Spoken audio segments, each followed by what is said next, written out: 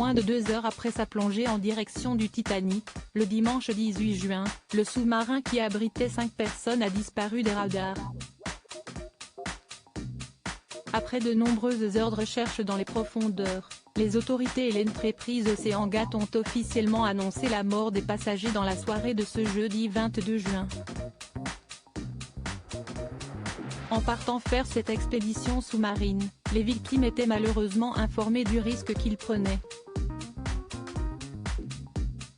En effet, avant de monter à bord de l'appareil, chaque voyageur a dû signer un document stipulant que l'issue pouvait leur être fatale. Une information qu'a révélée le scénariste Mike Rice auprès de la BBC et relayée par nos confrères de Closer.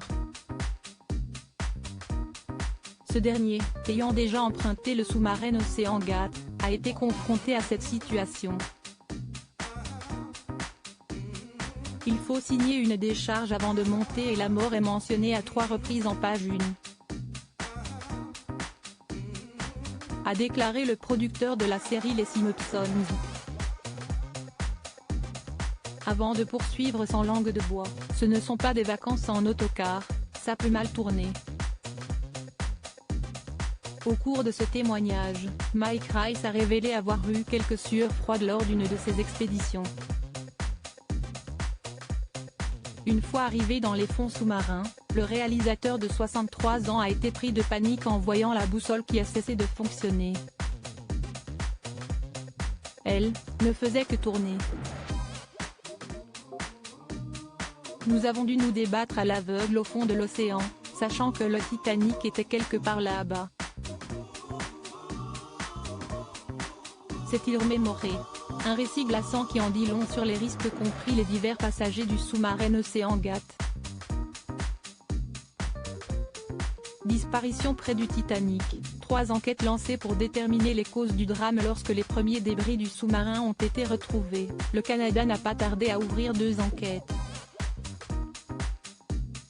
Dans la première, le Bureau de la sécurité des transports du Canada doit déterminer exactement le déroulé des événements qui se sont produits et ont mené à l'implosion catastrophique du Titan. Quant à la seconde, la Gendarmerie royale du Canada doit vérifier si des lois fédérales et provinciales du pays ont été enfreintes. Si cela est avéré, une action en justice pourra être lancée. Si l'enquête de la BTS dure en moyenne entre 18 et 24 mois, les autorités ont expliqué tenter d'agir plus vite, car nous savons que tout le monde veut des réponses, notamment les familles.